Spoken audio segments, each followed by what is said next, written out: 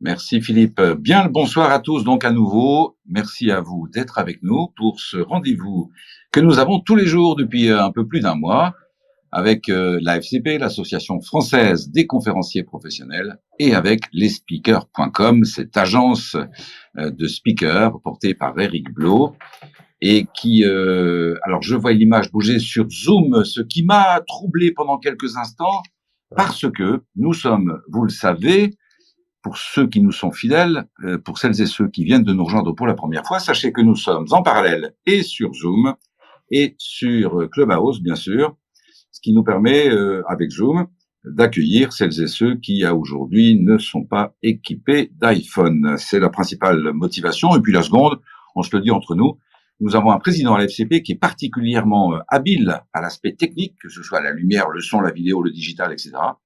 Et donc, c'est l'occasion de parfaire ces techniques de communication. Nous sommes plus nombreux, donc, chaque fois, pour découvrir les talents, les thèmes d'intervention de différents speakers. Et aujourd'hui, grâce à Eric Blo, nous allons rencontrer un spécialiste de l'image, du son, de l'interaction, du flux vidéo, tous ces outils digitaux avec lesquels nous avons appris à travailler depuis quelques mois. Et lui va nous mettre en perspective ce que seront les événements dans quelques années, peut-être même dans quelques mois. Bonsoir Vincent Bruno. Bonsoir Gilles. Alors un petit mot d'introduction avec un petit mot d'accueil du président. Philippe est avec nous. Oui, merci Gilles. Eh ben, écoute, bienvenue Vincent. Effectivement, ce que tu fais, tu vas nous en parler, correspond à ce que j'adore voir, à savoir de l'innovation dans le monde de l'événementiel.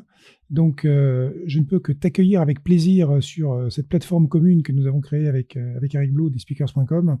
Et je serais heureux d'ailleurs de te faire intervenir dans une de nos prochaines journées AFCP, l'Association française des conférenciers professionnels, de manière à ce que tu exposes la manière dont tu fais les choses et à ce que ça puisse bien entendu servir à l'ensemble de notre communauté. Dans la FCP, on fait des journées et des ateliers qui nous permettent de monter en compétences, de monter en puissance et en impact pour nos clients. Donc, ce sera vraiment avec plaisir que nous te recevrons. Avec grand plaisir. Merci Philippe pour ce mot d'accueil et ces perspectives entre la FCP et Vincent Bruno et sa société SparkUp pour les curieux qui veulent déjà aller découvrir sur leur iPhone ou sur leur écran le site internet de la société SparkUp. Mais Vincent va nous en parler parce que il sait mettre en perspective les évolutions très rapides de ces applications digitales. Je suis convaincu que vous serez aussi passionné que je l'ai été hier en découvrant et Vincent et ses applications. Est-ce qu'Eric Blo, le patron des speakers.com, veut nous dire un petit mot d'accueil et puis ensuite on échangera avec Vincent. Merci Gilles. Je vais faire très court parce que je préfère qu'on rentre dans le vif du sujet. Je vais amener un élément peut-être qui n'a pas été dit, c'est que Vincent est lui-même conférencier. Donc c'est vrai qu'on se connaît depuis 3 ans, je pense, avec Vincent, qu'on est devenus très copains. Et quand il m'a montré sa suite logicielle qui ne cesse d'évoluer et de progresser, j'ai vu à quel point ça répondait à nos attentes, nous, les organisateurs d'événements, les conférenciers, les maîtres de cérémonie. Évidemment, c'est pas un hasard, puisqu'il est dans le bain, il a fait des outils spécialement conçus pour nous. Voilà, je te rends la main, Gilles. Merci Eric.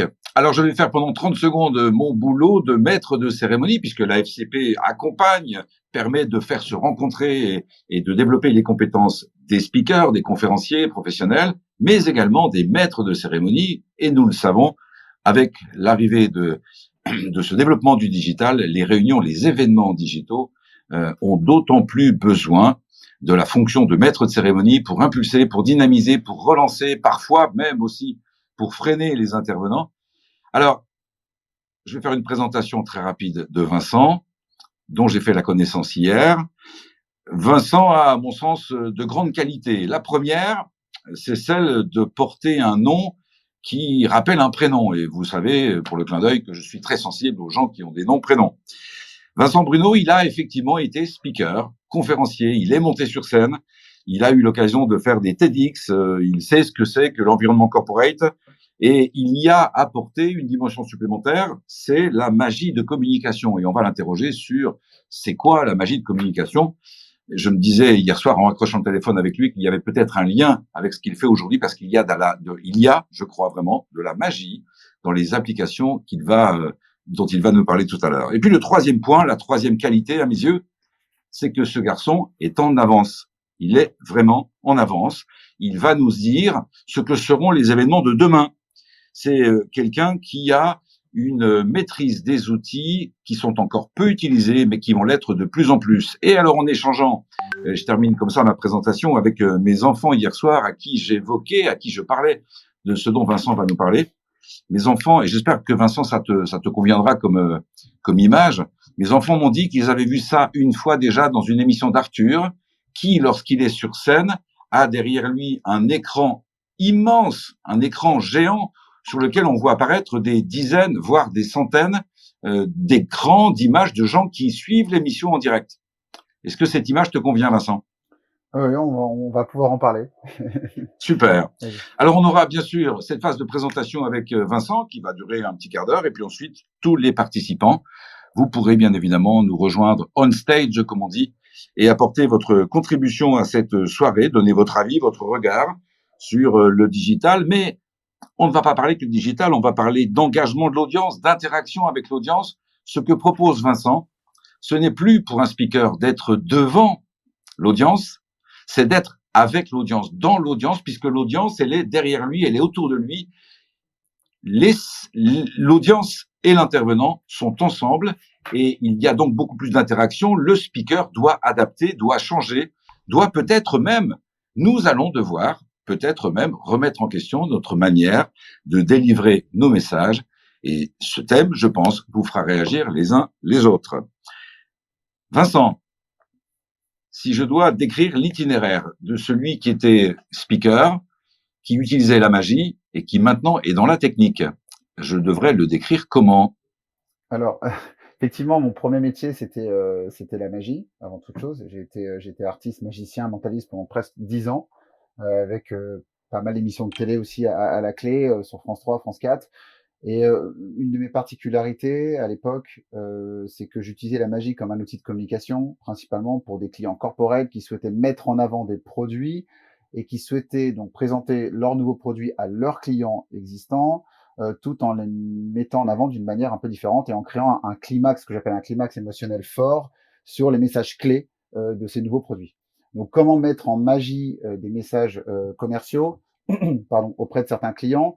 C'était un petit peu mon métier pendant plusieurs années. J'avais une agence donc de magie de communication. C'est vrai que ça peut paraître un peu étrange de le présenter de cette manière-là, dont l'objectif était d'aider ses clients à communiquer différemment.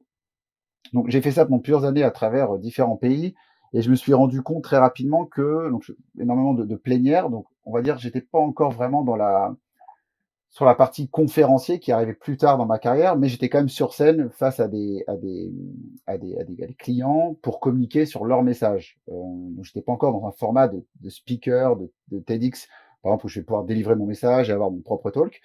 Et le constat, c'est que ce qui est intéressant en forme d'engagement, et on va revenir après avec ce que je fais aujourd'hui dans la technologie, c'est que quand on fait de la magie sur scène, c'est un des seules finalement formes d'art où on va pouvoir faire participer tout le monde en même temps, faire participer les gens entre eux, faire monter des gens sur scène, alors que finalement, quand on est dans un concert, bon, bah, on écoute, on peut chanter, on peut applaudir, mais on n'a pas la possibilité à tout moment de vraiment faire interagir deux personnes entre elles spécifiquement de l'audience, ou peut-être 5 personnes à gauche et 5 personnes à droite, ou peut-être même 10 personnes d'un coup qu'on va faire montrer sur scène.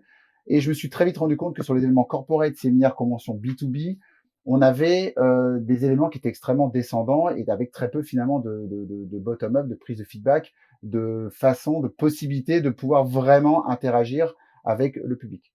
Donc c'est là où j'ai commencé tout doucement quand l'iPad est sorti. Alors je vais parler j'ai l'impression d'avoir 30 ans d'âge sur ça, mais en fait effectivement en 2011 l'iPad 2 est sorti, l'iPad permettant de pouvoir prendre des photos.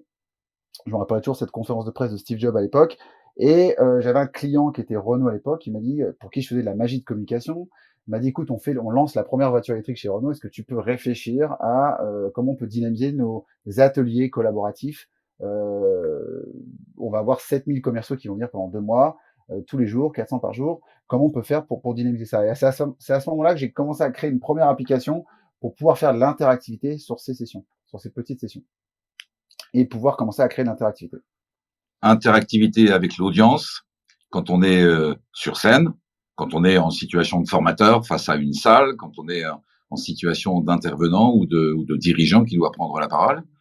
Cette interactivité, tu la mets en scène aujourd'hui avec des outils digitaux, des outils numériques.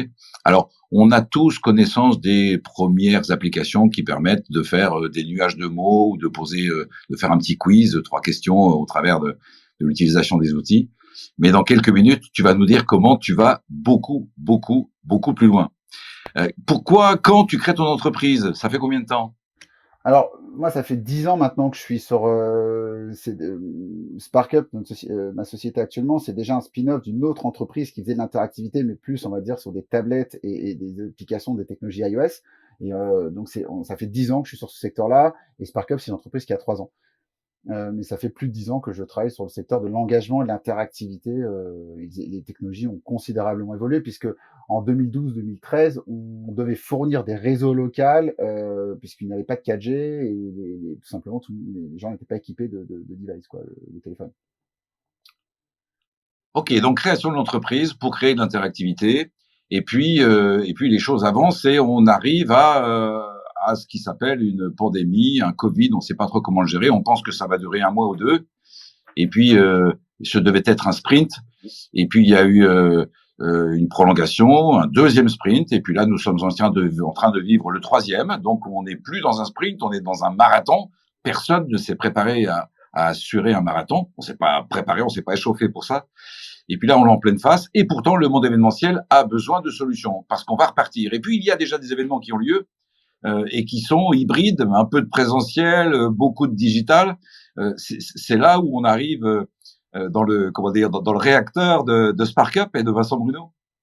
Ouais, alors c'est intéressant parce que on est arrivé début 2020, début des confinements. Alors nous, on est implanté au Japon, au Mexique, on est dans différents pays. Et déjà dès le mois de janvier, il y a eu une sorte de confinement au Japon.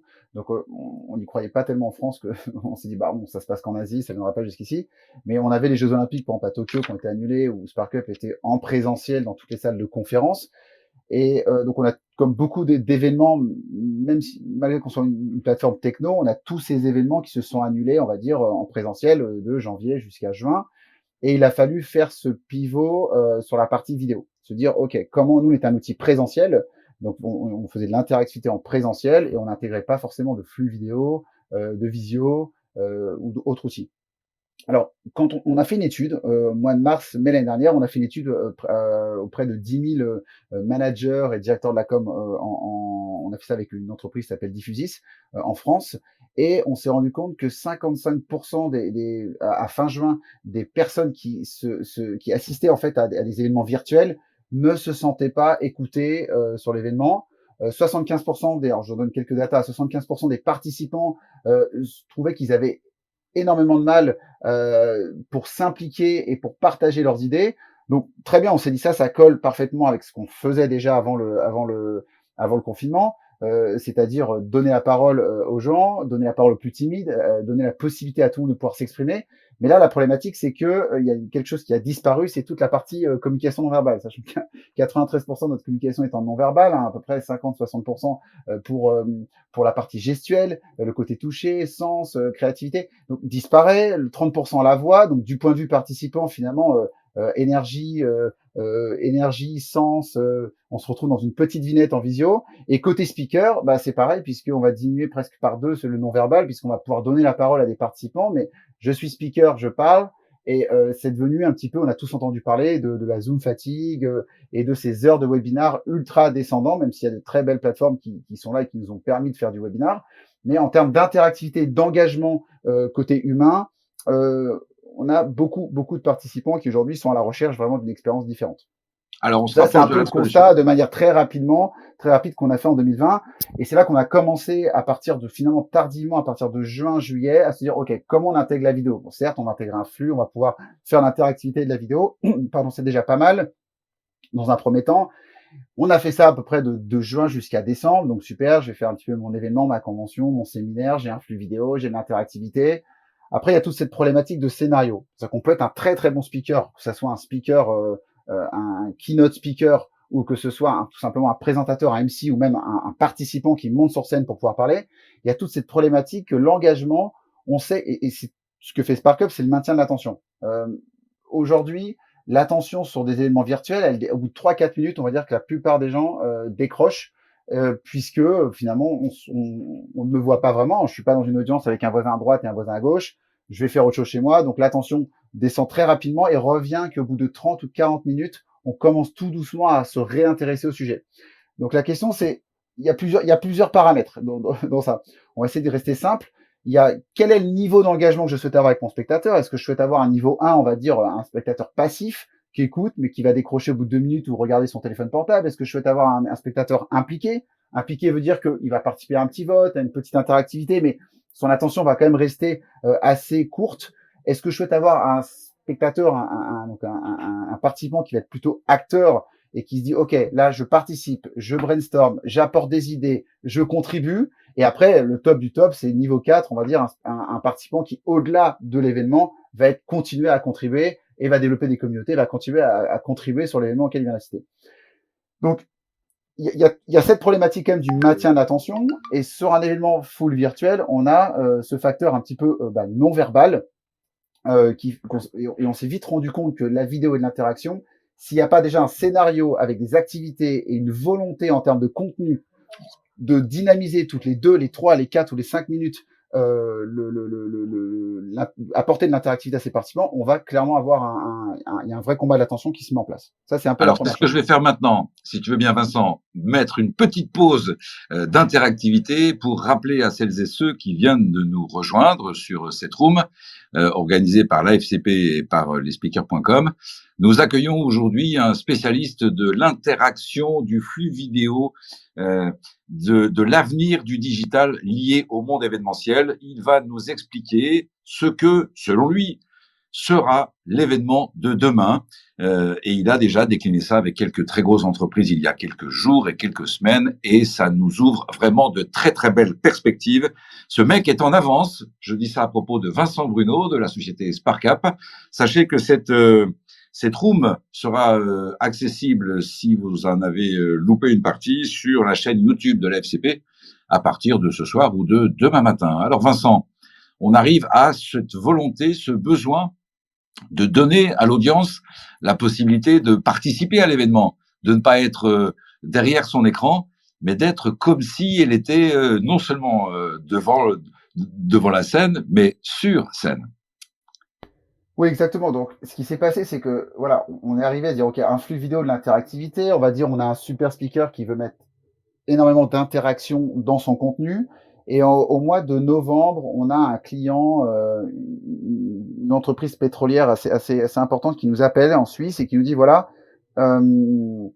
avec l'agence MCI, qui est une agence suisse, et il nous demande, en fait, voilà, le brief est simple, on a 2000 participants dans 22 pays, et chaque année, chaque pays se rassemble individuellement, localement. Donc il y a des pays avec 100 personnes, d'autres 50, d'autres 300.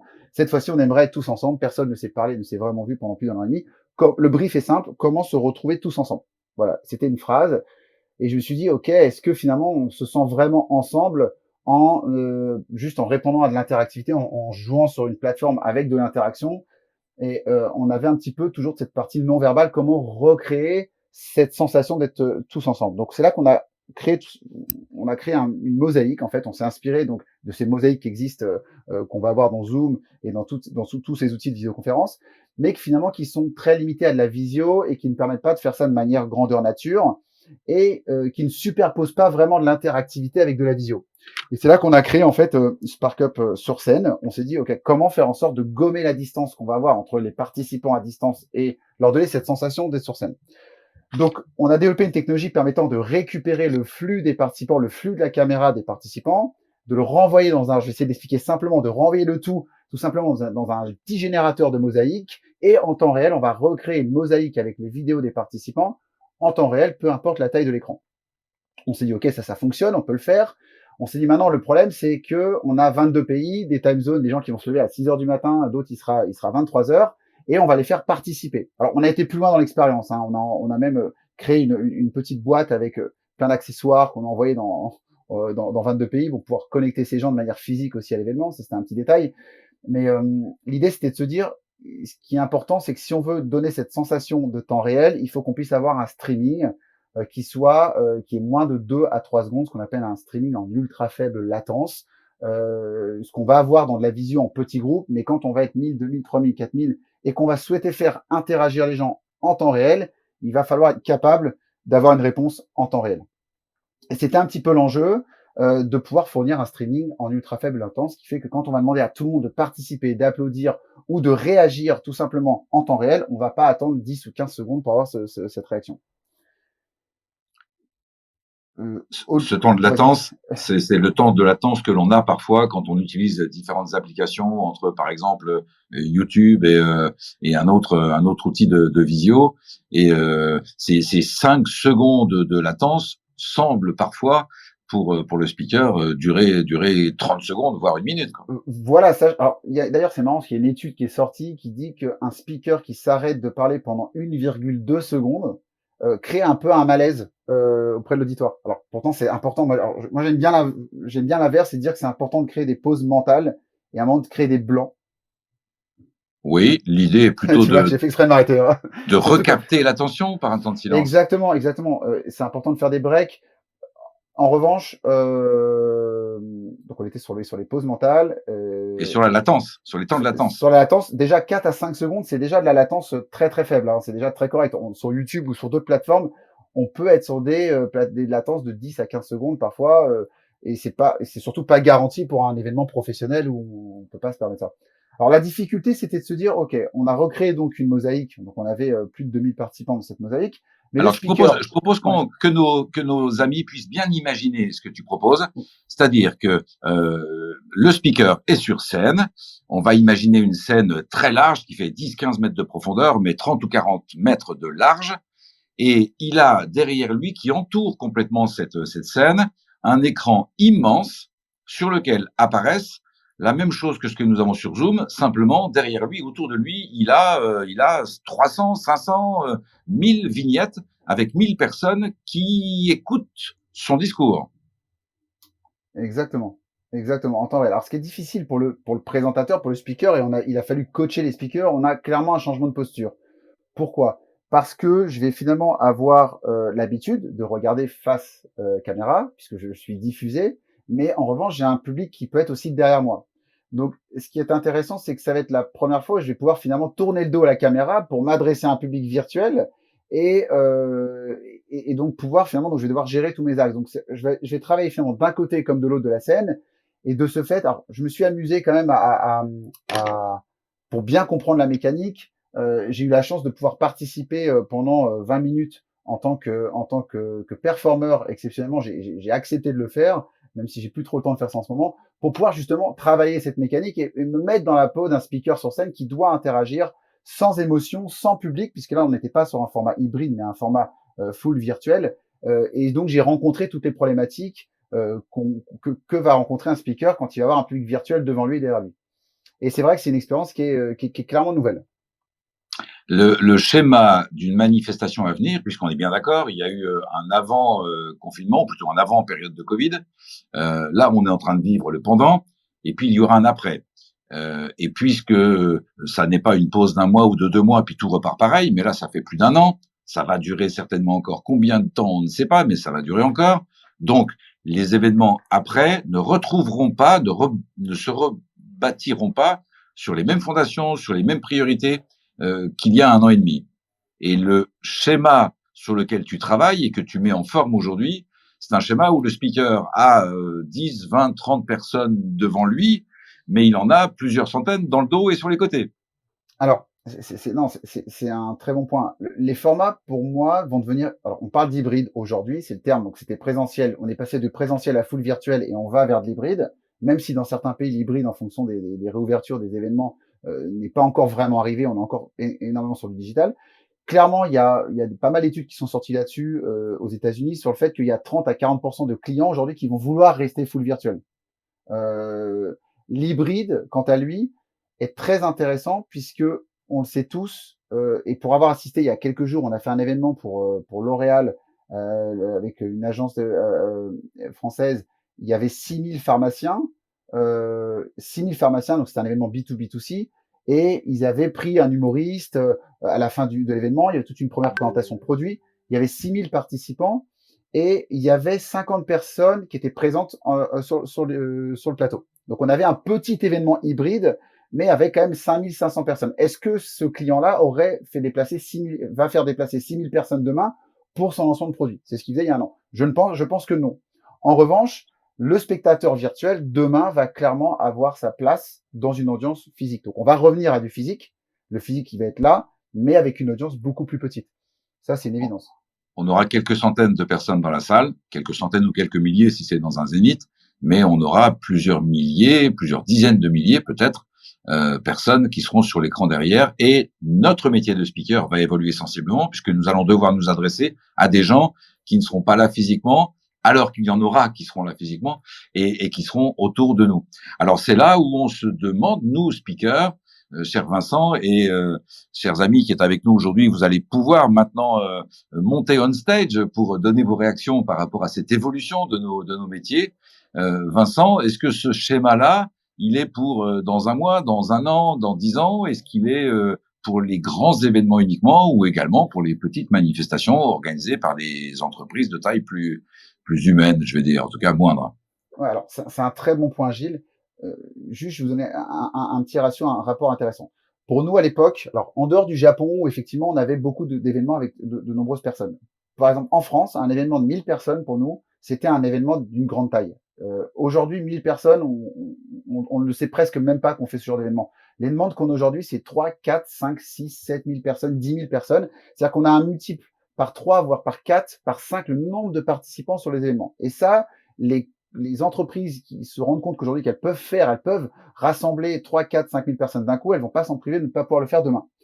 Ce qui est intéressant, c'est que donc on a beaucoup plus de monde, et donc ça veut dire qu'un speaker demain sur scène, il va effectivement, l'énergie qu'il avait en présentiel quand il avait son talk, l'énergie, les applaudissements, aujourd'hui il va devoir, je pense, apprendre à gérer le présentiel et le virtuel, un peu de manière un peu bicéphale, hein. C'est-à-dire que je vais avoir un cerveau qui va être connecté sur des gens qui vont être présents pour le live, et je vais avoir une partie de mon cerveau qui va devoir travailler sur la partie virtuelle. On a eu un artiste extrêmement connu, un humoriste extrêmement connu avec qui on a travaillé il y a quelques jours, et il était un peu perdu d'avoir ce public virtuel derrière lui. Et à un moment, il s'est retourné, il a dit, OK, partagez vos questions, donnez-moi du feedback. C'est pour ça qu'on a développé une activité tout simplement, comme on retrouve tout sur les réseaux sociaux, Instagram, Facebook, c'est on peut partager des émotions sur ce mur en transparence. On va pouvoir envoyer des applaudissements, des likes, des cœurs. On va pouvoir vraiment supporter. C'est toute la partie de ce que j'appelle les feedbacks non verbaux qui sont extrêmement importants, puisque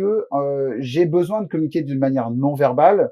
Et c'est là où je suis en vidéo, on me voit, donc je me vois, j'applaudis. À partir du moment où je vais voir les autres spectateurs applaudir, c'est contagieux. Les émotions sont contagieuses entre êtres humains, c'est ça qui est très intéressant. Donc, et c'était incroyable. On a généré plus de 1,5 million de réactions. Donc, ce que je vous dis, c'est quantifié, hein. Sur cet événement de 2000 personnes, on a généré plus d'1,5 million de réactions en l'espace d'une heure. Donc, c'est 1,5 million de réactions, que ce soit de verbac non verbaux ou de verbac d'interactivité directe. Pardon, vas-y, conclue. Et je ne parle pas de la partie chat qui a complètement explosé. Donc, je ne considère pas la partie chat live et instantanée comme des interactions directes. Elles n'ont pas été comptabilisées. C'est une étape importante certainement de l'évolution des outils et nous allons devoir les uns les autres nous adapter, peut-être même changer radicalement notre manière d'appréhender notre mission d'être devant un public. Eh bien non, nous serons au milieu du public et il aura la possibilité de s'exprimer immédiatement, même s'il est pour le plus grand nombre à plusieurs milliers ou centaines de kilomètres. Tu n'as pas répondu à ma question sur l'aspect distance ou taille des événements, et puis ensuite je proposerai à celles et ceux qui veulent nous rejoindre on stage de donner leur avis, leurs sentiments. Est-ce que ça fait peur? Est-ce que ça fait envie? Est-ce qu'encore une fois, il va nous falloir nous adapter? Questions auxquelles Vincent, Philippe et Eric répondront chacun à leur tour. Vincent, si tu veux terminer. Oui, bien sûr, pour être un peu plus spécifique sur cette partie distance. Aujourd'hui, ce qui est important finalement en tant que speaker sur scène, ça va être la possibilité, demain il va falloir se préparer à recevoir 10 000 personnes en ligne et 100 ou 150 ou même 200 sur place, enfin sur l'événement. Donc il y a une posture qui va changer. Même si je suis un speaker inspirant, voilà. Par exemple, moi, un de mes coups de cœur 2018, c'était quand j'ai écouté le discours de Virginie Delalande. C'est comme ça que j'ai rencontré Eric il y a 3 ans. Inspirant, discours inspirant où je vais pouvoir me projeter. Ça va me, même sur un discours comme cela, d'ailleurs j'en parlais avec Virginie l'autre jour, Virginie elle a envie d'avoir du feedback. Elle se dit tiens, j'aimerais bien à un moment dans mon pitch pouvoir à un moment avoir collecté du feedback et de l'interaction. Le non-verbal du distanciel, il est important puisque l'émotion, on la ressent sur le présentiel. Mais ces personnes qui sont derrière une caméra, bah, au moins, je vais pouvoir voir d'un coup 250 000 likes ou de cœurs qui vont arriver sur une émotion. Je vais pouvoir le ressentir en tant que speaker et c'est là où je vais devoir, il y a une forme de gestion des émotions et de l'interactivité et de l'engagement entre mon discours, celui que je délivre, l'interactivité que je vais avoir avec mon contenu où je vais chercher du feedback en temps réel et en même temps le non-verbal qui va arriver de manière spontanée en fonction de ce que je raconte. Et c'est là, pour moi, il y a un petit peu c'est tripartite. Il va falloir, pour le speaker, je le pense, travailler d'une manière un peu plus augmentée sur la partie interaction pour ce public virtuel. Je ne sais pas si j'ai répondu vraiment à la question. Tu as répondu en grande partie. Ce qui m'interpelle encore, c'est la déclinaison possible avec un événement d'une entreprise qui compte 100 salariés et qui veut réunir ses 100 salariés et 50 principaux clients, par exemple. Ouais. Est-ce que l'outil, on peut imaginer qu'il soit déclinable aussi pour des petits événements comme celui-là? Alors, sans problème. Ce qui est intéressant sur une mosaïque, en fait, c'est que quand on a 1000 participants, on va jamais voir les 1000 personnes en même temps puisqu'on souhaite voir ces participants. Donc, on a un algorithme, en fait, qui toutes les 15 secondes va changer, tout simplement, va faire tourner les participants pour que tout le monde puisse passer à l'image. Tout le monde va venir sur scène. Puisque finalement, avoir 1000 participants sur les toutes petites vignettes, on n'a aucun intérêt. Ce qui est intéressant, c'est que moi, dans mon stream chez moi, je puisse reconnaître des gens. D'ailleurs, on le voit tout le temps, des gens qui se reconnaissent entre eux, qui se font coucou. Enfin, c'est assez marrant. Ce contact humain, comme dans une salle de spectacle où finalement, je vais regarder la personne qui est à côté de moi, je vais reconnaître quelqu'un qui est au 3e rang. On va avoir, on veut recréer ce sentiment d'appartenance, ce sentiment de présence. Donc ça, c'est pour la partie finalement. Donc sur un petit groupe de 100 personnes, c'est génial. On va avoir les 100 personnes qui vont être là. Et tout simplement, on va avoir ces 100 personnes qui seront là de manière statique. Donc, moins on a de personnes. Là, on le fait pour des petits studios qui ont des écrans de 3 par 2 mètres. Ça fonctionne sans problème. Tout va dépendre du nombre de participants. Après, j'ai envie de vous dire, moins de 50 personnes, autant faire une visio et rester sur quelque chose de... Finalement, quand on a 30, 40, 50 personnes, un petit groupe, autant utiliser la partie de SparkUp qui est purement justement interactive. Parce qu'on a aussi, on peut utiliser notre plateforme sans cette partie on stage. Et on peut faire de l'interactivité avec son talk sur un tout petit groupe, avec Zoom, en partageant tout simplement les résultats sur Zoom. Alors, cette question fait partie des 4 ou 5 petites questions très rapides que je te propose, auxquelles je te propose de répondre. On va faire un petit ping-pong tous les deux. Ça va durer 1 minute. On va aller vite et bien, de manière à ce que celles et ceux qui veulent prendre la parole puissent appuyer sur la petite main en bas à droite de l'écran et nous rejoindre on stage. Est-ce qu'il faut un outil de visio spécial ou ça fonctionne avec Teams, avec Zoom, avec comment Google Meet et tous les autres? Voilà. Alors, SparkUp, ça fonctionne avec tous les outils de visio du marché pour la partie interactivité. Donc, c'est-à-dire, je souhaite faire du Tu dois répondre très très vite. Oui. Donc, la réponse est oui. Et si je souhaite le faire sur un événement plus grand, dans ce cas-là, il vaut mieux, on offre une solution de streaming permettant de pousser l'expérience et d'avoir une expérience plus large. Ça marche. Ça veut dire que j'achète l'application ou c'est un système d'abonnement? Les deux. On peut l'acheter en abonnement, on peut l'acheter juste sur un one-shot, sur un événement unitaire. Ça peut fonctionner la semaine prochaine? Ça fonctionne la semaine prochaine, même demain matin, première heure. Combien tu as de collaborateurs, Vincent? Aujourd'hui, 25. La couleur des yeux d'Eric Blau? Bleu. Il connaît même la couleur. C'est donc vrai qu'ils se connaissent, ces deux-là. Parfait. Alors, dernière petite question avant de donner la parole aux autres. Comment je peux avoir quelques images de ces fameux murs immenses avec des centaines de personnes à l'écran qui entourent le speaker, parce qu'on en a parlé et là on arrive un petit peu aux limites ou à la frustration de Clubhouse, c'est celle d'avoir quelque chose qui est très visuel, qui crée une interactivité fantastique. Et là on en parle, mais c'est tellement plus fort quand on la voit. Est-ce que tu as un site internet ou une adresse à nous indiquer comme ça? Bien sûr, SparkUp, sprkup.app, sparkup.app, ou sinon sur YouTube, SparkUp Now, en anglais Now, N-O-W, on tombe tout de suite sur la vidéo. Ce qui est important, c'est juste pour conclure sur cette partie-là, c'est que l'idée, c'est de créer une expérience. On est plutôt que de parler de technologie, qu'est-ce qu'on peut faire, pourquoi, comment, c'est comment je vais transformer l'expérience que je souhaite avoir avec mon audience. Et je pense que quand on est un speaker et qu'on est un keynote speaker et qu'on vient sur une scène et qu'on est embauché pour ça, on souhaite aussi apporter cette expérience. Et c'est surtout ce qu'on cherche à faire principalement nous Spark Up avant tout, avant de dire ah il y a l'interactivité, il y a non-verbal, il y a ci, il y a ça, il y a un mur. C'est de créer une expérience qui va permettre de donner la possibilité aux participants de dire ah ok j'étais loin, j'étais pas présent, mais j'ai vraiment vécu quelque chose, c'est comme si j'y étais. Et recréer au maximum ce lien de connectivité. C'est comme j'y étais. C'est ce que nous souhaitons à tous les participants aux événements auxquels nous contribuons en tant que MC ou en tant que speaker. Qui veut réagir à ces propos, à cette présentation? Eric ou Philippe? Moi, j'ai une question pour Vincent. Je pense qu'il y a deux catégories de conférenciers. Il y a les conférenciers qui, à chaque fois qu'il y a une nouvelle techno qui sort, investissent du temps, y compris la nuit, pour essayer de comprendre comment ça marche, comment ils peuvent en tirer un bénéfice, etc. Et puis il y a les autres, peut-être qu'ils ont dépassé 50 ans, ou alors que le côté geek est derrière eux, qui ont besoin qu'on leur tienne un peu la main. Et parfois, quelques minutes suffisent pour dire, bah voilà, ça va marcher comme ça. Voilà le scénario que tu pourrais avoir pour ta conférence. Voilà comment tu mets ça en place. Est-ce que toi tu offres ça au niveau de Spark Up, et est-ce qu'on peut imaginer faire ça à plusieurs pour que ce soit sympa? Ouais, alors ce qui se passe aujourd'hui, c'est qu'on a créé pas mal de petites vidéos. D'ailleurs, je sens qu'il faut que je t'envoie quelques vidéos, Eric. Non, on a pas mal de vidéos qui permettent des petites vidéos tuto très simples. Alors l'outil, en fait, on travaille déjà constamment avec l'équipe produit pour le simplifier. On cherche à ce que la partie facilitateur, donc la partie speaker, après, en tant que conférencier, un conférencier qui doit délivrer un pitch, je recommande toujours qu'il ait quelqu'un qui envoie les interactivités à sa place. C'est possible en virtuel. Alors, je suis chez moi dans mon salon, je suis speaker, je peux envoyer mes interactions tout seul, je peux gérer ça tout seul. En revanche, si je suis sur une vraie scène, même si je suis sur un événement hybride, je recommande toujours à quelqu'un de le faire pour soi. Pour moi-même l'avoir tenté plusieurs fois sur scène, c'est extrêmement complexe d'être présent sur scène, de délivrer son discours, de devoir en plus lancer des interactions en temps réel, d'attendre le résultat des interactions et donc que les gens soient en plus. Alors, ce qui est même intéressant, puisqu'à l'époque, pour avoir utilisé ma propre plateforme moi-même devant des groupes de personnes de 100, 200, 300 personnes, on attendait toujours que les gens prennent leur téléphone, interagissent, et ça crée un blanc, ça crée un décalage finalement qui était très inconfortable en tant que speaker. Aujourd'hui, ce qui est génial, c'est que dans le virtuel, les gens à tout moment peuvent être connectés, envoyés, donc on gagne finalement ce temps d'interaction. On peut jouer avec cette latence de 4-5 secondes, et donc ça nous amène une sorte de flow et d'interactivité continue.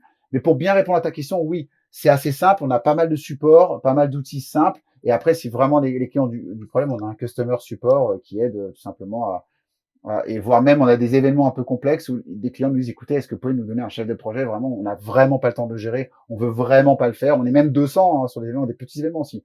Et c'est possible éventuellement, mais ça, je veux dire, tout dépend après des moyens qu'on a. Précise ma question, Vincent. Est-ce que là, autour de la table, on a à la fois des organisateurs d'événements, des maîtres de cérémonie et puis des conférenciers. Je sais que tu parlais de Virginie tout à l'heure. Je sais que tu lui as proposé qu'elle ait un code sur SparkUp, etc.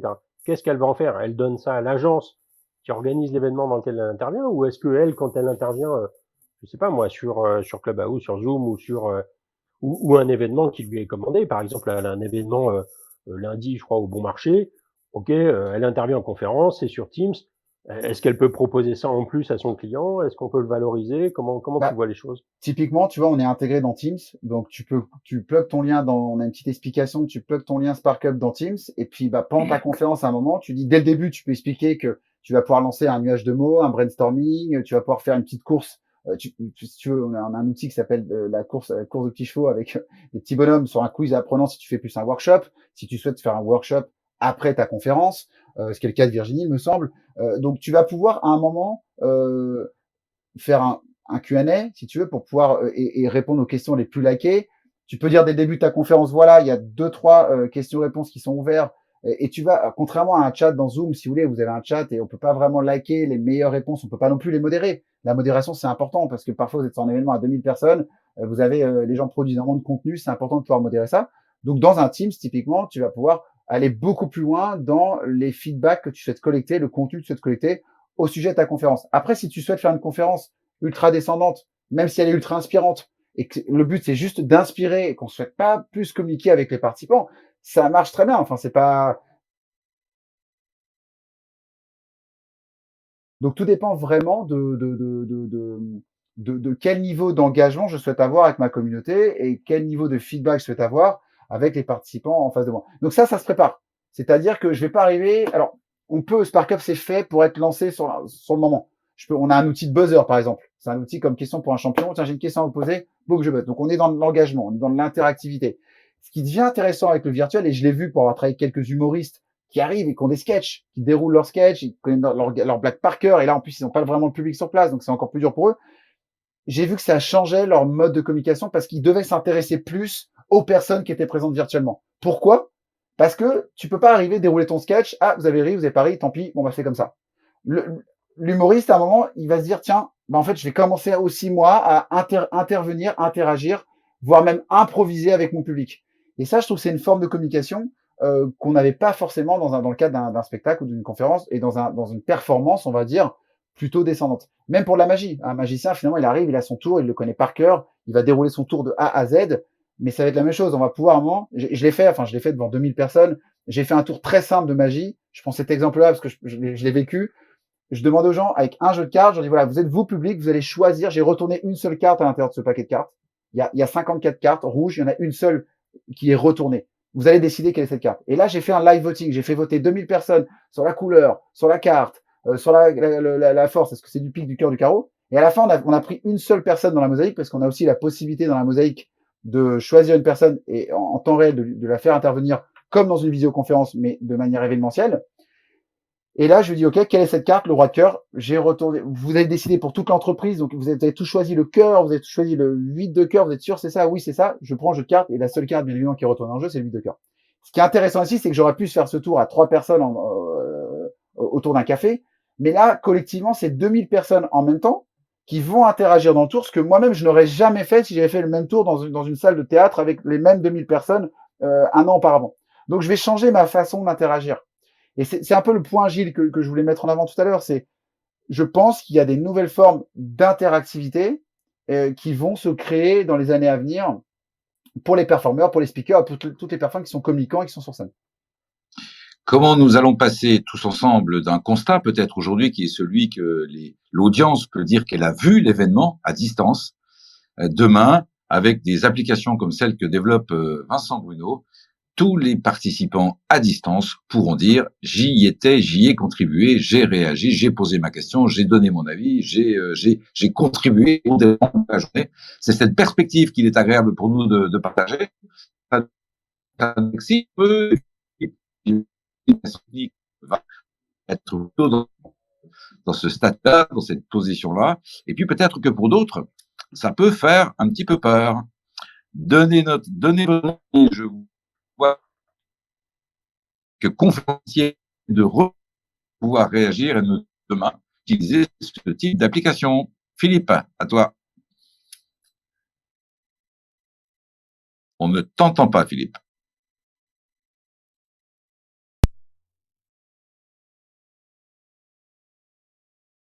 1, 2, 3. Non, Philippe, ça fonctionne pas chez toi. Si, tu m'entends pas? Tu vraiment t'entends. Ça y est, maintenant je t'entends. Okay. Ça y est. Oui, donc oui, Vincent, ça me fait vraiment plaisir de voir ce que tu fais pour différentes raisons, et je vais m'en expliquer. D'une part, moi qui suis dans l'innovation, j'ai toujours cherché à faire des conférences expérientielles, donc effectivement qui faisaient participer le public, et les outils que tu démontres, alors mis à part la mosaïque, qui effectivement nécessite des moyens techniques supplémentaires, mais effectivement les outils d'interactivité dont tu parles, ça fait partie de mon répertoire depuis déjà 3 ans, et donc avec des intégrations que j'ai dû trouver, parce qu'effectivement rien n'existait de manière correcte précédemment. Donc je peux que te tirer mon chapeau de ce côté-là sur l'avance qui est faite. Sur le point de vue hybride, alors en fait, le côté intéressant, c'est qu'on a toujours été en conférence en France assez en retard par rapport à l'industrie américaine. En fait, les Américains sont en mode hybride déjà bien avant le Covid, tout simplement à cause de la dimension du pays. Il y a beaucoup de conférenciers qui font des conférences hybrides avec des grosses entreprises américaines, justement parce que c'est impossible de faire déplacer des centaines, voire des milliers de personnes sur un même lieu. Et donc, il y a un site central sur lequel a lieu une conférence, et ensuite, c'est rediffusé vers d'autres sites. Il se trouve qu'évidemment, le Covid a été un accélérateur du mode hybride et du mode virtuel. Et en France, alors qu'on est un petit pays, effectivement, on a dû passer au mode virtuel et finalement au mode hybride qu'on a découvert à l'occasion. Et donc, on est en train de rattraper, voire même dans certains cas, de dépasser nos confrères américains. Alors, nos confrères américains, ils ont vraiment une expérience dans le domaine de la conférence qui est étonnante. Et si tu as l'occasion un jour de visiter la convention américaine des conférenciers, ce sera avec plaisir que tu nous rejoindras, puisqu'on y va tous les ans normalement. Tu verras, c'est assez bluffant. Donc, les conventions de 2000 personnes, 2500 personnes, qui sont que des conférenciers, c'est effectivement ce qu'on peut voir là-bas. Et ça vaut vraiment le coup. Donc, ce qui me plaît dans ce que tu proposes, c'est qu'effectivement, on arrive à avoir maintenant des solutions en France qui sont des solutions qui commencent à rattraper, voire dépasser ce qu'on trouvait aux États-Unis. Et ça, c'est un côté qui est effectivement extrêmement important pour nous. Donc, c'est une des raisons pour lesquelles j'ai vraiment l'intention de voir comment on va pouvoir travailler ensemble dans le futur, à différents niveaux, avec la FCP et avec certains des conférenciers de la FCP qui sont extrêmement sensibles à ce que tu fais. J'en fais partie, ça c'est évident. Et tout ça pour dire encore une fois que tu t'inscris dans la bonne lignée. Alors, il y a un truc dont il faut qu'on se rappelle, et je vous dis ça en prenant ma casquette d'innovateur, c'est que l'innovation et le côté wow apparaît dès l'instant où on propose quelque chose de nouveau. Et dès l'instant où ça commence à devenir quelque chose qui est mainstream, c'est-à-dire qui devient vu par tout le monde et revu, eh bien on perd ce côté haut. Ça devient quelque chose de basique.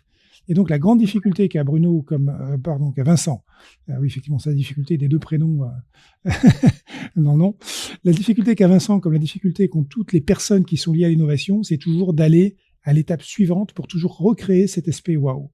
Donc c'est un sujet que j'aimerais bien traiter avec toi, Vincent, par la suite, pour voir comment on peut collaborer pour justement continuer à créer des effets wow. Je te remercie. Je sais pas si je peux rebondir là-dessus, Gilles. Bien sûr. Sur ce que disait Philippe. Tu vois, Philippe, c'est intéressant parce que il y a 8 mois, je sais pas si vous avez vu, on parlait de speaker Anthony Robbins qui faisait une conférence avec 22 000 personnes et un écran géant aux États-Unis.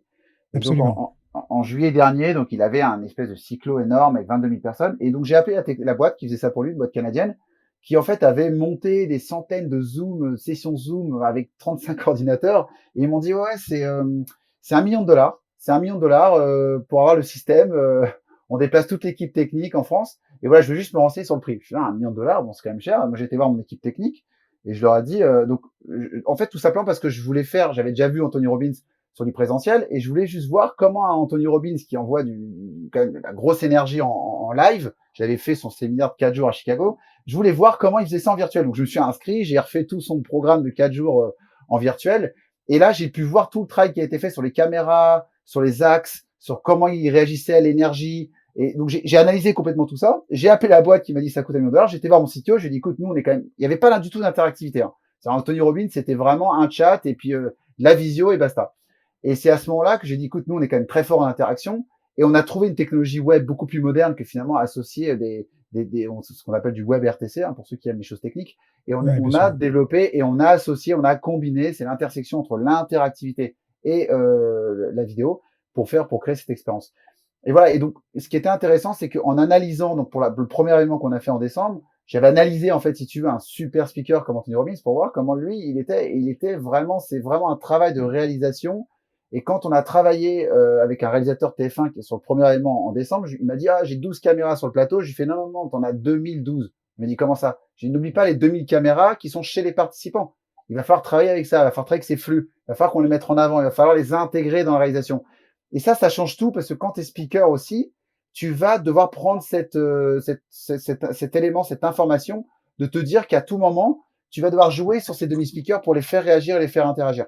Faut pas juste être là, je déroule, c'est descendant, bon, ils ont aimé, ils ont pas aimé, basta. Je pense qu'il y a aussi ce changement de posture en tant que speaker. J'insiste là-dessus, hein, parce que pour l'avoir vécu déjà 2-3 fois, je me suis moi-même mis dans cette situation pour pouvoir le vivre et être capable d'en parler et pas juste expliquer, bon voilà, on fait une techno et c'est super, ça marche bien, quoi. Oui. Alors, l'autre élément que je voulais rajouter par rapport à ce que tu disais et confirmer ce que tu disais, effectivement, tous les conférenciers professionnels qui font aujourd'hui soit de l'hybride, soit du virtuel, utilisent systématiquement des maîtres de cérémonie ou des modérateurs en parallèle, justement de manière à pouvoir bien gérer l'interaction. Hein, quand tu disais effectivement envoyer une interaction ou envoyer un élément complémentaire, il n'y a pas forcément un réalisateur, sauf sur un des plateaux hybrides, mais dès l'instant où on est en virtuel, je considère que la modération est absolument essentielle voir un maître de cérémonie comme le fait Gilles aujourd'hui, et le fait très bien à sa grande habitude, c'est quelque chose d'absolument incontournable, hein. Ça permet justement à toi, en tant que conférencier, en tant qu'intervenant, d'être concentré sur ta valeur ajoutée, sur ton contenu, et d'avoir à côté de toi des gens qui sont briefés et qui vont interagir avec toi de la manière la plus efficace pour le public. Donc ça, c'est un grand tournant qu'on a vu grâce au virtuel, et qui en même temps devrait exister aussi en présentiel de manière régulière. Quelqu'un qui est sur scène ne peut pas forcément capturer toutes les questions qui arrivent du public. Par contre, le modérateur qui va être à côté, qui va faire la synthèse des questions et qui va amener les bonnes questions aux conférenciers, ça, c'est devenu quelque chose d'essentiel et qui fait maintenant partie des meilleures pratiques. Donc, pour tous les responsables événementiels aujourd'hui qui créent des événements, je leur conseille fortement d'avoir ce type de complément. Je buvais les paroles de Vincent Bruno, je viens de boire celles de Philippe Boulanger, c'est un bonheur pour moi, mais alors j'aurais très mal fait mon travail si, dans l'audience qui est avec nous, personne ne monte on stage, comme on dit, pour faire part de son ressenti par rapport à ces perspectives d'une évolution très très sensible de notre métier. Merci Régis de nous rejoindre. Apparemment tu es en voiture. Ah oui, alors attendez. Hop. Oui, vous m'entendez? Oui, je suis en voiture. Je suis en train de rentrer d'un séminaire. Bonsoir à tous. Bonsoir Vincent. J'ai failli te dire bonsoir Senzo, tu vois. Des formations. Tu as le droit, Régis. Tu as cette autorisation. Salut, Régis. Bon, ça me fait plaisir de te voir et de suivre évidemment ton parcours, parce que la dernière fois que on s'est vu, en tout cas, c'était à la Fédération française de tennis, donc ça remonte Roland Garros à peut-être plus d'une dizaine d'années. Écoute, moi je découvre en fait, hein, je savais ce que tu avais fait, mais je trouvais ça assez éloigné de ce qu'on pouvait réaliser en tant que conférencier. Et je découvre ce que tu proposes, et je trouve ça très enrichissant. Ma question, parfois j'ai été coupé parce que j'avais pas de réseau. Ma question, parce que tu as parlé beaucoup des grands formats de plusieurs milliers de personnes. C'est des formats sur lesquels évidemment on intervient de temps en temps, mais grosso modo, moi je sais que les formats sur lesquels j'interviens le plus, c'est plutôt des 300, 200, 400 personnes, tu vois, des centaines de personnes. Et ma question, et je suis désolé si tu as déjà répondu à cette question, c'était est-ce que voilà, cet outil permet d'être aussi efficace sur des populations de plus petite taille? Oui, on en a un petit peu parlé tout à l'heure, Régis, c'est une très bonne question. Si tu veux, au contraire, nous, quand on a des événements, alors j'expliquais que de plus en plus d'événements, les événements de 3-4, il y a beaucoup d'événements aujourd'hui où habituellement qui se déroulent avec 300-400 personnes, qui se transforment vite en 3-4 000 personnes. D'ailleurs, c'est un problème, je parlais avec le CEO d'un grand groupe récemment qui me disait, aujourd'hui, on a du mal en interne à faire la différence entre un événement de 1000 personnes important et un événement de 1000 personnes finalement qui est pas si important que ça. Donc, en revanche, pour des 200... Régis, Régis, si tu peux couper ton micro pendant que Vincent te répond. Super, merci. Et donc, si tu veux, sur la partie, quand on a un événement même de 500 ou de 1000 personnes, on va pas forcément faire apparaître le flux de 500 personnes sur une mosaïque. Tout va dépendre tout simplement du studio. Là, on a un événement, un gros événement B2B2C là, avec 6000 personnes, mais ils seront que 300 par session. Ils ont un tout petit studio pour streamer l'événement et ils vont avoir un studio, je crois, de 3 par 2. On va peut-être pouvoir faire afficher que 50 ou 100 personnes. Donc, sur des événements de 300, j'ai envie de te dire, si tu as un studio qui peut accueillir 300 personnes, le but étant que les gens puissent se voir, et interagir entre elles en temps réel, c'est parfait, ça fonctionne encore mieux, puisque finalement, on a un algorithme, nous, qui permet de changer les participants toutes les 15 secondes quand il y a beaucoup trop de monde. Si tu caches ta caméra ou que tu enlèves ta caméra, automatiquement, tu sors du stream, puisqu'on veut pas, on peut pas avoir de trou noir dans la mosaïque. Donc, c'est une mosaïque intelligente. Donc, je vais envie de te répondre, oui, 300 personnes, ça fonctionne, c'est top. Tout va dépendre de la taille de ton écran. Si ton écran, c'est juste une télé, c'est sûr, et que tu es en virtuel chez toi, ça marche aussi. Bon, une télé 50 pouces, c'est mieux quand même. Non, j'exagère. Mais non, ça fonctionne. Ok, super. Merci Vincent pour cette réponse à Régis. Merci pour ta participation, Régis. Et puis tu reviens vers nous quand tu veux. On a une question qui vient de Zoom de Christian Poncet. Christian. Salut. Alors, deux choses, puisqu'on boit, moi je suis dedans, hein, puisqu'on n'arrête pas de boire apparemment ici. Moi je trouve ça super. On a déjà des outils pour les événements qui permettent d'affiner, de faire voter les gens, de faire des nuages de mots. On a déjà quelques petits outils et ça, c'est un vrai plus concernant l'interactivité. Alors, ce qu'il faut aussi, c'est, moi je vais parler de l'expérience utilisateur, mais utilisateur en tant que client final, parce que moi en tant que facilitateur et modérateur, j'ai très envie de m'amuser avec ce genre d'outils. Vraiment, ça fait pas l'ombre d'un doute pour moi, j'ai envie de foncer là-dessus. Ce que je me demande, et c'est là, Vincent, où ton expérience est intéressante, parce que toi, d'après ce que j'ai entendu, tu as déjà mis ça en œuvre, tu as déjà des retours, c'est, un, comment les dirigeants dans les entreprises vont accueillir ça? Est-ce qu'ils ont vraiment envie que ce soit hyper interactif au point où chacun puisse aborder un événement, donner la parole, et les intervenants, est-ce qu'ils ont vraiment envie que chacun puisse leur dire ah oui mais là tu as dit ça mais parce que c'est un peu ça, c'est-à-dire que c'est très instinctif et c'est très ponctuel. Quel retour tu as par rapport à ça? C'est une Très bonne question. très bonne question, ouais, Christian. Deux choses. Déjà, concernant la partie donc, toi, de facilitation, interactivité, effectivement, nous, l'objectif, c'est qu'aujourd'hui, c'est de donner une seule expérience. C'est-à-dire, à partir du moment où tu vas, alors, les nuages de mots, toutes ces activités de base, c'est des choses qu'on a dans notre outil, des features. Ce qui est important, c'est comment demain, entre ça, le non-verbal, les émotions, la musique, t'as un seul lien, tu cliques sur rien, t'es là, t'as rien d'autre à faire. Et tu es donc simplifié au maximum l'expérience client pour se connecter et pour interagir, c'est extrêmement important. Parfois, on a des clients, des agences qui nous disent ah, on aimerait bien avoir un truc plus graphique, plus ceci. On a dit non, mais nous, c'est la simplicité, c'est l'UX, ce qu'on appelle l'UX dans un produit tech. Et tous les jours, on a un UX designer en interne qui travaille sur ça. Donc ça, c'est extrêmement important de simplifier, surtout de nos jours, avec toutes les plateformes.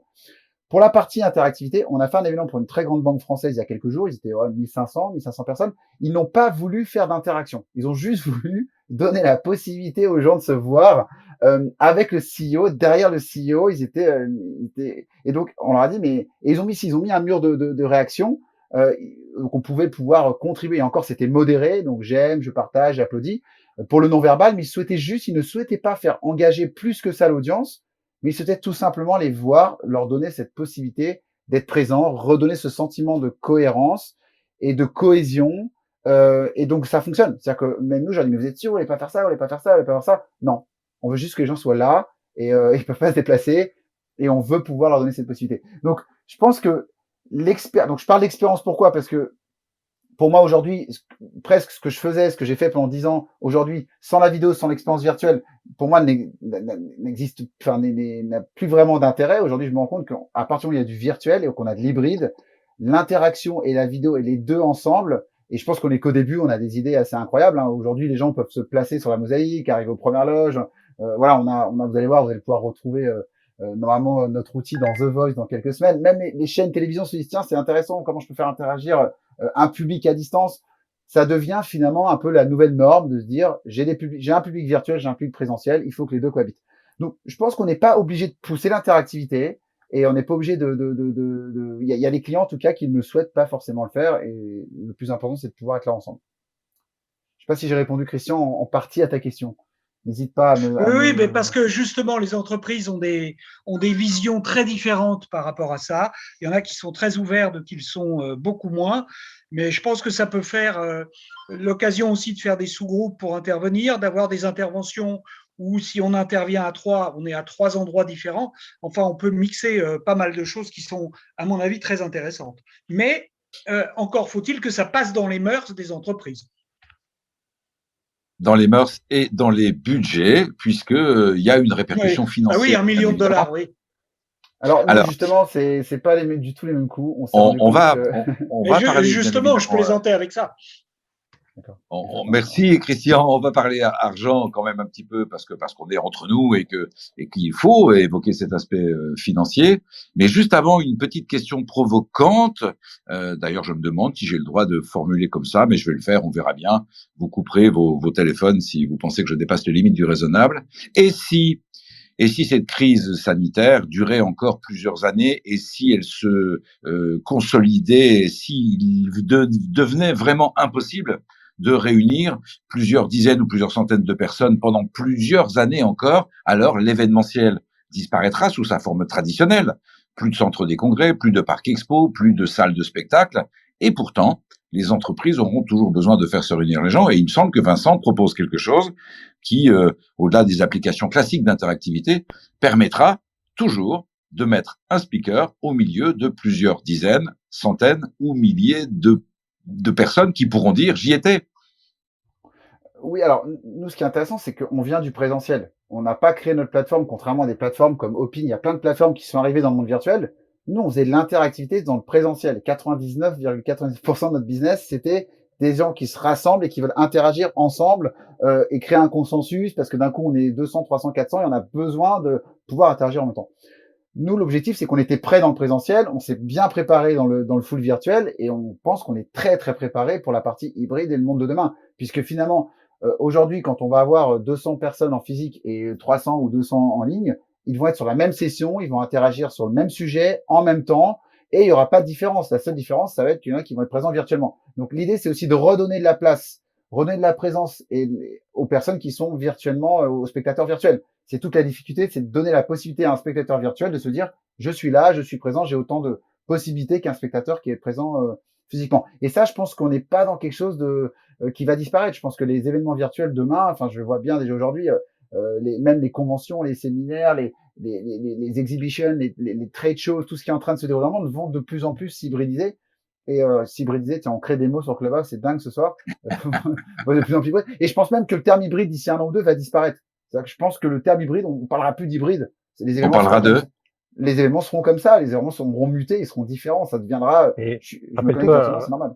Rappelle-toi, Vincent, il y a 4-5 ans, on parlait d'événements augmentés. Et Voilà. on parlait de la même chose. Hein. On parlait d'augmentation d'événements. On augmentait Exactement. le réel avec le virtuel et avec la puissance du numérique. Peut-être qu'un certain nombre de questionnements que je ressens là chez Christian, et puis moi je t'ai questionné déjà beaucoup sur l'aspect taille et nombre de participants, parce que pour être passé par la gestion d'un lieu événementiel, je sais que le nombre moyen des participants dans les événements qui sont organisés en France, en tout cas mes chiffres sont de 2017, le nombre moyen des événements en France est de 450 personnes. Hein. Moi j'ai fait construire un amphithéâtre de 450 places parce que c'est le nombre moyen, c'est le volume le plus utilisé dans l'événementiel en France. Et ce que tu nous expliques semble correspondre à des événements beaucoup plus conséquents. Aujourd'hui, un organisateur, qu'il soit pour son entreprise ou qu'il fasse appel à une agence, est plus souvent amené à réunir 50 ou 100 personnes, peut-être sur un lieu, en mettant 300 ou 400 personnes derrière leurs écrans pour réunir sa population. Bien sûr, il y a des très très grands événements et les moyens que tu utilises correspondent à ça. Puis il n'y a pas de limite, ou moins de limite budgétaire peut-être que pour des petites entreprises. Et est-ce que je vais un peu vite en besogne là, ou est-ce que effectivement dans quelques mois on peut proposer ça à nos clients qui ont 300, 400 personnes à réunir tous les ans dans le cadre du congrès annuel, etc. Alors c'est intéressant parce que nous aujourd'hui on a de nouvelles verticales qui s'ouvrent à nous. Alors je parlais de la production télé tout à l'heure et les prods pour la télévision, mais aussi les venues, donc les salles, comme tu disais, les endroits de réception. Et on a un acteur assez connu sur Paris qui a ouvert des salles très tournées autour du co-meeting, du coworking, des événements un petit peu virtuels, des événements en présentiel, qui s'est complètement équipé, qui est en train de muter son offre. Aujourd'hui, il se dit, aujourd'hui, les réunions de 20 personnes, c'est pas ce qui fonctionne en ce moment. Même 20 personnes, on pourrait dire, attends, 20 personnes vont pouvoir se réunir. Mais finalement, donc, je pense il va y avoir énormément de studios qui sont sortis qui ont poussé comme des champignons ces 12 derniers mois. Les clients directs, les grands groupes s'équipent. Nous, on a des très, très gros clients dans le bancaire pour qui on a déployé SparkUp auprès de 2000, 3000 managers. Ils s'équipent, ils construisent leur propre studio en interne. Donc, il va y avoir des clients aussi demain ils savent qu'ils vont devoir broadcaster et internaliser. Ce qui est intéressant, ce qu'on voit depuis quelques semaines, et j'en parlais avec le directeur d'un grand groupe audiovisuel, une entreprise qui s'appelle Novelty, on en parlait il y a quelques jours, et il est en train de me dire, les clients veulent de la qualité. C'est bon, c'est fini de faire de la visio, du Zoom, avec une qualité un peu pourrie. J'ai envie, c'est bien pour le quotidien, mais j'ai envie maintenant de remettre les moyens en tant que client, j'ai envie de prendre un super speaker, j'ai envie de mettre une super caméra en HD, je veux un super studio, je veux un décor top, je veux pouvoir faire de l'interactivité. Et là, vraiment, les clients sont prêts à remettre des budgets pour avoir cette qualité, reconnecter l'humain, les gens entre eux. Et ça, c'est quelque chose qui revient, et c'est ça que je trouve plutôt très positif, c'est que tous les lieux vont réouvrir. Je pense qu'il y a les lieux ont besoin aussi maintenant de montrer. Je parlais avec un traiteur très connu à Paris il y a quelques heures qui a des lieux magnifiques sur Paris, qui est en train de se dire ok, mais nous on a des lieux incroyables, on est un traiteur incroyable. Comment on peut on n'a pas besoin d'expliquer qu'on a de l'audiovisuel. Naturellement, les gens ils viennent chez nous et ils prennent leur meilleur prestataire audiovisuel. Je leur dis ouais, mais aujourd'hui tu es obligé de tu dois montrer que toi ouais, par exemple, c'est peut-être eux, je sais pas. L'idée, c'est que tu peux toi aussi montrer finalement que regarde, tu as cette force et que tu as déjà pensé à ces outils et à ce setup. Donc, je pense que ça change beaucoup, et c'est là où les lieux, les événements, les salles, on parlait des speakers, du contenu, ok, comment j'adapte mon contenu, mais aussi les lieux, les espaces sont en train de muter, de s'adapter et de proposer une autre proposition de valeur, d'augmenter leur proposition de valeur. Merci à toi, Vincent, pour ces éléments de réponse. Nous sommes, chers amis, en train de démarrer la dernière partie de notre room.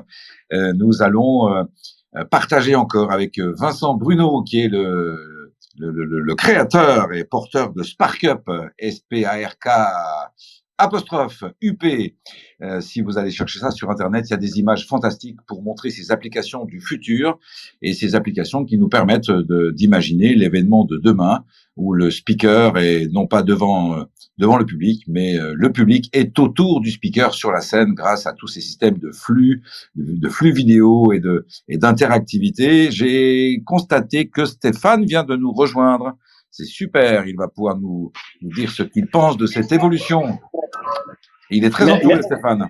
Ouais, merci Gilles de m'avoir invité. 3 commentaires. D'abord, bravo Vincent, parce que j'ai trouvé que la démarche, les fonctionnalités, enfin, j'ai vraiment trouvé ça très très sérieux, bien pensé, et j'ai particulièrement apprécié ta double vision, c'est-à-dire je me mets du côté du public, je me mets du côté de l'organisateur, je me mets du côté du conférencier. J'étais assez sensible à ces arguments-là. Ensuite, en deuxième commentaire, tout à l'heure, tu parlais effectivement des conférenciers qui vont devoir s'adapter à ce format hybride. Je peux juste là témoigner effectivement que animer tout en présentiel, c'est un truc, animer tout en distanciel, c'en est un autre, mais animer en hybride, c'est quand même vachement plus compliqué.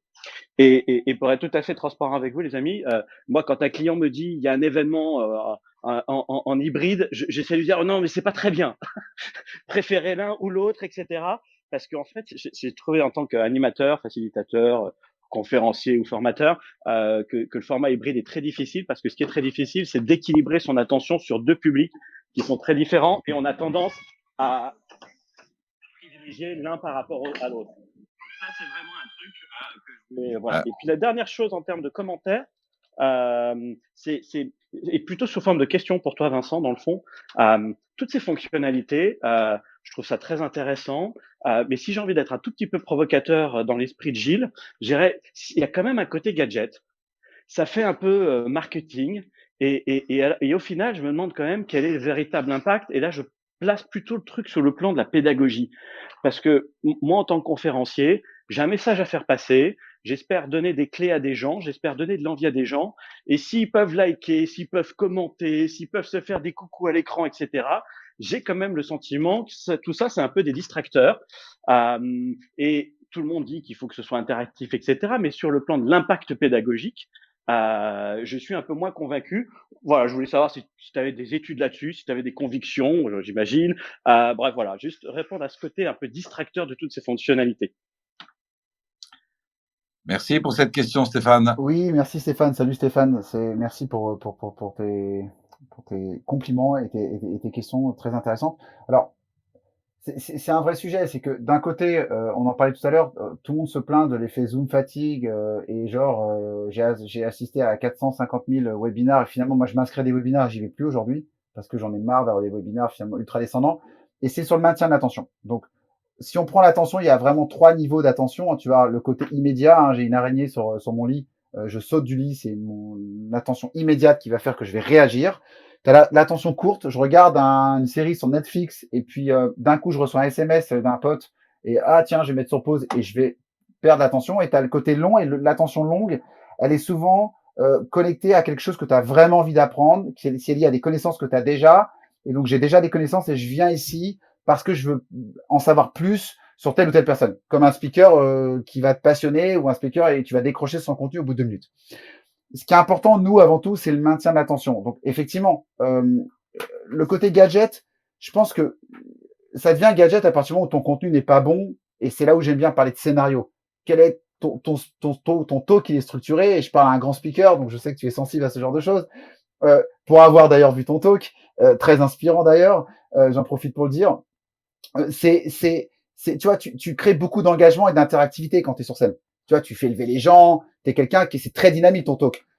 Et si tu veux, aujourd'hui, bon bah en virtuel, malheureusement, tu vas pouvoir faire ça, recréer ça, mais il va falloir forcément que tu utilises peut-être des astuces différentes et ça va être lié au scénario de ton talk et qu'est-ce que tu souhaites, comment tu souhaites bouger les participants, qu'est-ce que tu souhaites obtenir d'eux.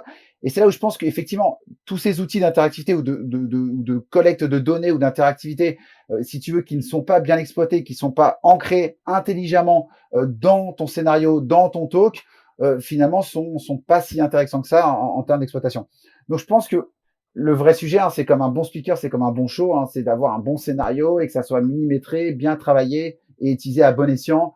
Et ça, je pense que, et pour répondre à ton autre interrogation sur le côté, bon, bah, je fais du présentiel, je fais du virtuel, mais l'hybride, c'est pas le plus idéal. Je suis d'accord avec toi, ça demande l'hybride, des moyens différents, mais crois-moi, pour l'avoir vécu 2-3 fois sur nos propres événements avec notre technologie et avec cette possibilité de voir les gens, tu rentres dans quelque chose de complètement nouveau. Et c'est assez dingue d'avoir ces gens qui participent, qui partagent de l'émotion, et même avant même de faire de l'engagement quelconque, juste un partage d'émotion en temps réel.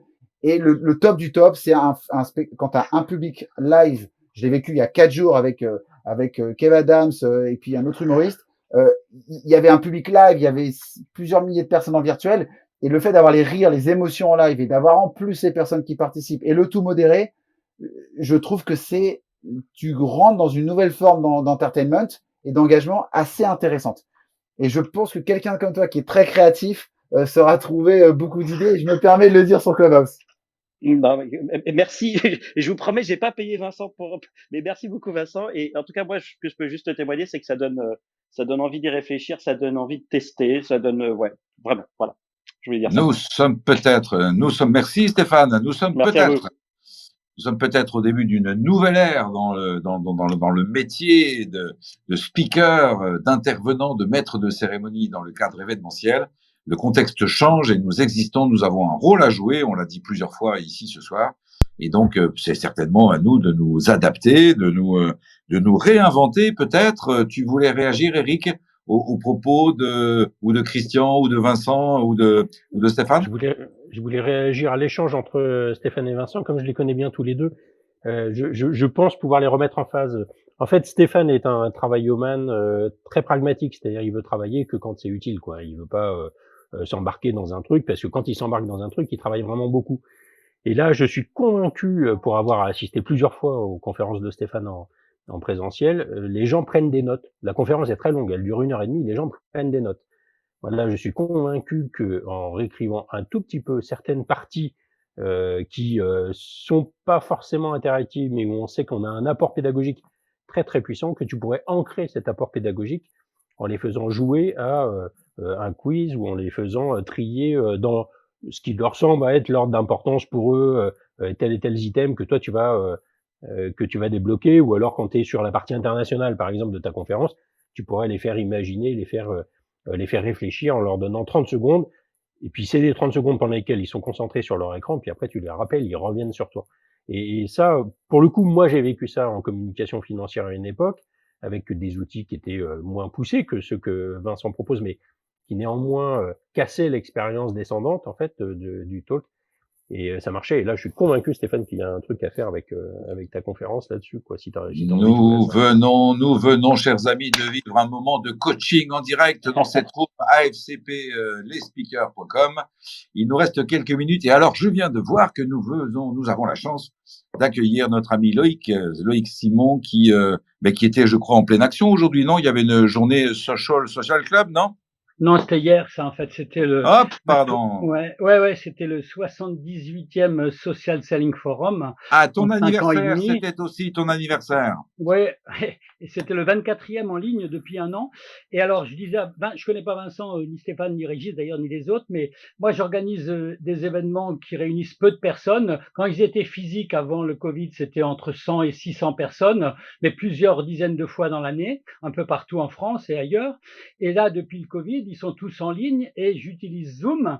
Et à partir de Zoom, avec un contrat 100 personnes, 100 participants, et à partir de Zoom, je stream vers différentes plateformes comme LinkedIn, YouTube, etc., Twitch et tout ce qu'on veut. Voilà, ça c'est l'organisation. Et les événements en question, ils durent entre 2 heures et une journée de 11 heures, comme hier par exemple, où on a passé 11 heures d'affilée sur Zoom. Ok. Voilà, ça c'est ce que je fais.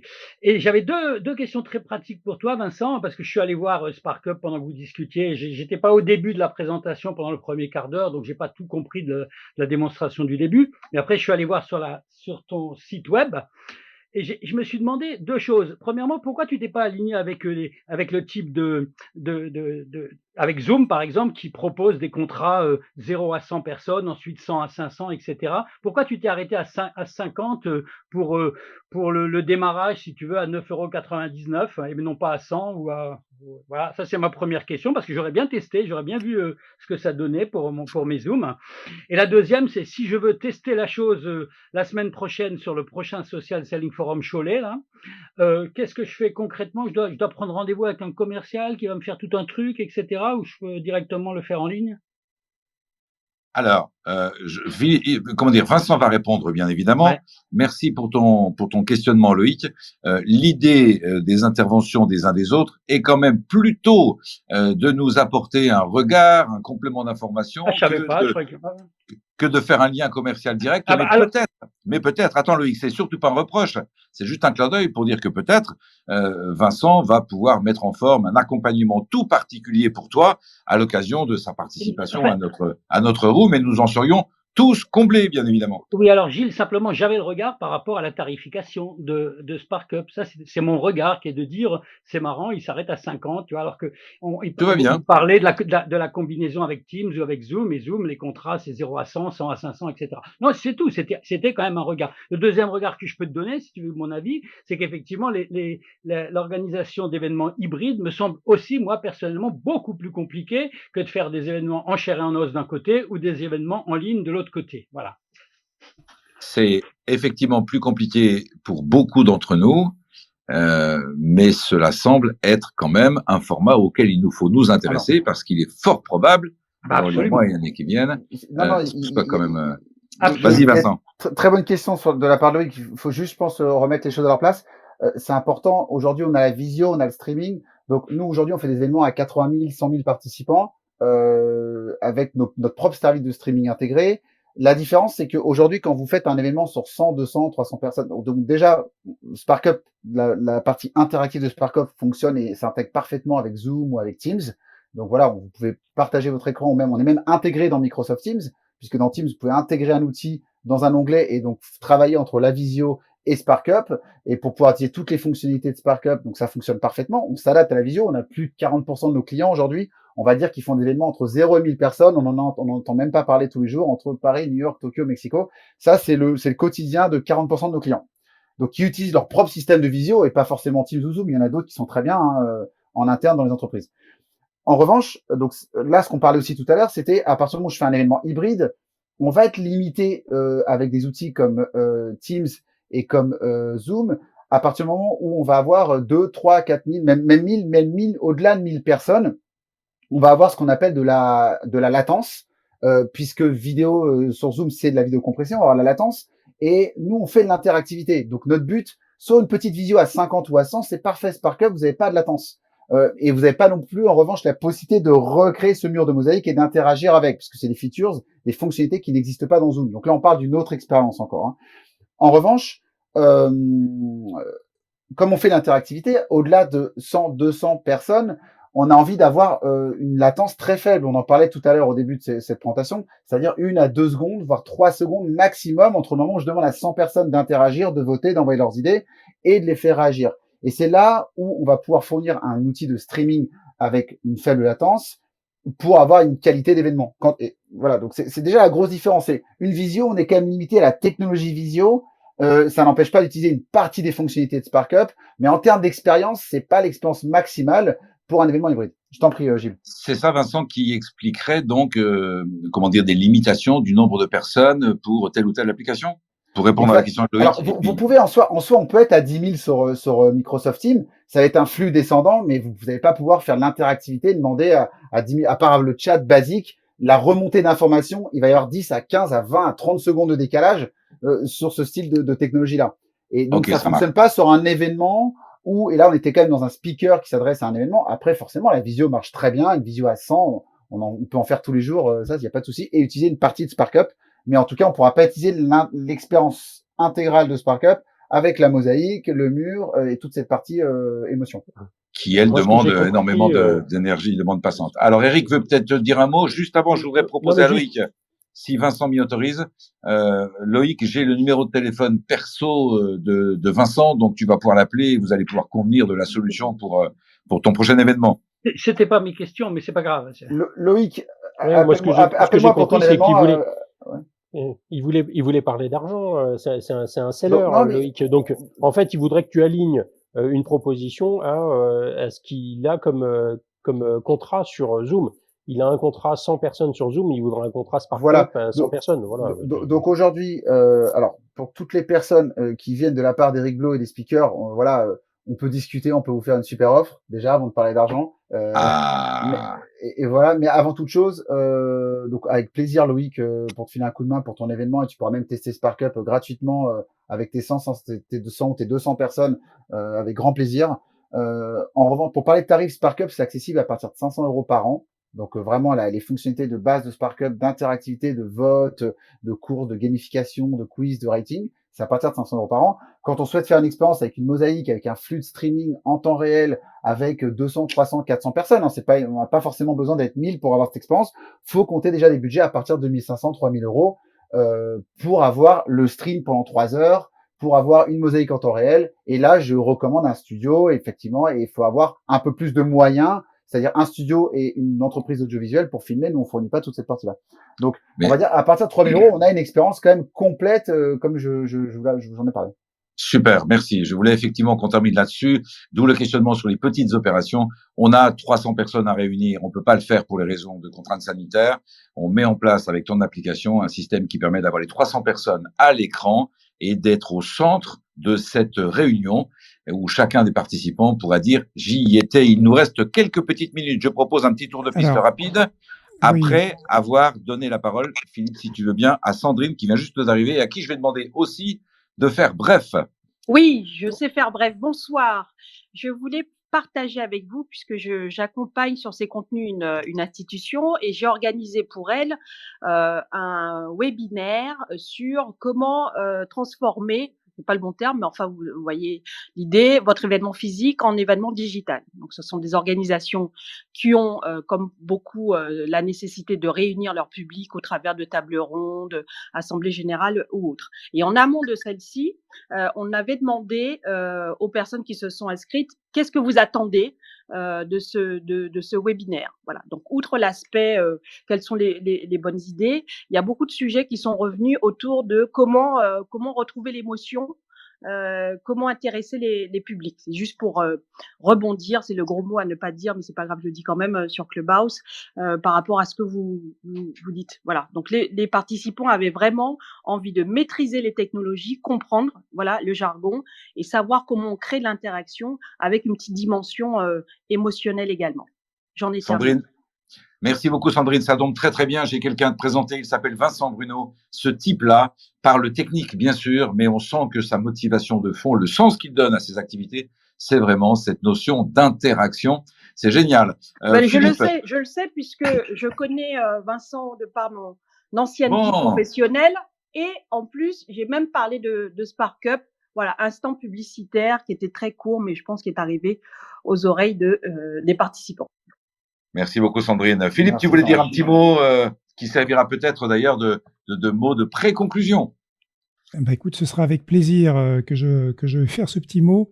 Alors, je vais juste rephraser quelque chose que tu as dit. Tu as dit que Vincent proposait l'outil du futur et je suis pas d'accord. En fait, c'est l'outil de maintenant.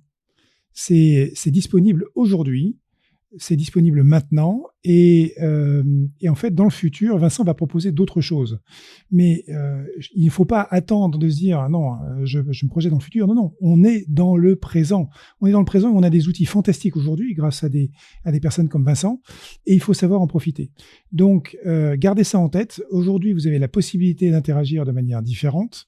N'hésitez pas un seul instant à utiliser ces outils-là en complément de conférences qui ont le fond et la forme déjà. Alors bien sûr, adapté au virtuel ou à l'hybride, ça c'est évidemment quelque chose d'évident.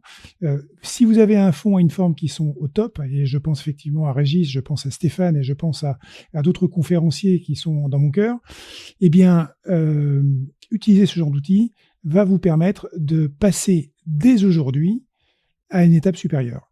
Donc, n'hésitez pas un seul instant à utiliser ce genre d'outils. Encore une fois, en congruence avec les messages que vous voulez faire passer, il faut savoir évidemment utiliser les bons outils. Maintenant, effectivement, Vincent, je sais qu'il a une vision et j'aurai l'occasion de partager les miennes avec lui. Je pense qu'on aura des choses à faire dans le futur. Dès maintenant. Enfin, vous m'avez compris.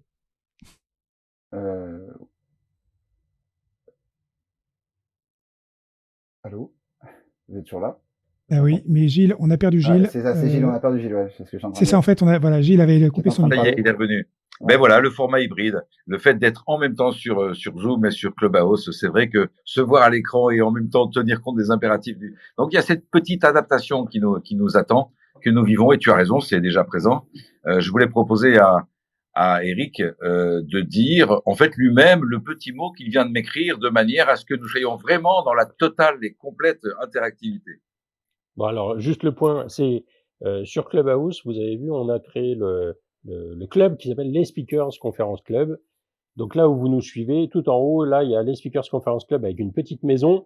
Cliquez dessus, suivez-nous, parce que comme on fait une room tous les soirs, bah, vous aurez l'information de ce qu'on fait demain. Alors demain, on peut le dire quand même avec Philippe, c'est Open Mic.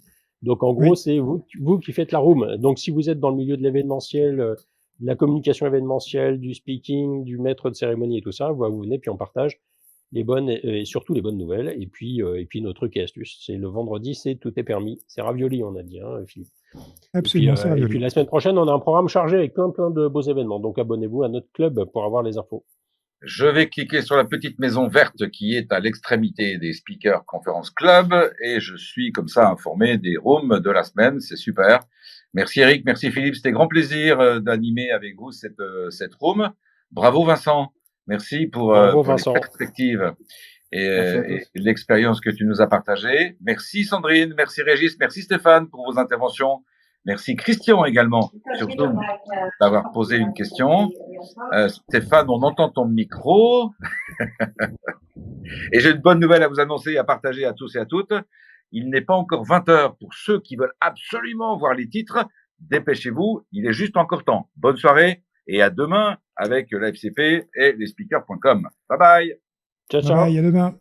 Merci à tous. Ciao. Merci à tous. Au revoir. Bonne soirée, bye bye. Bonne soirée.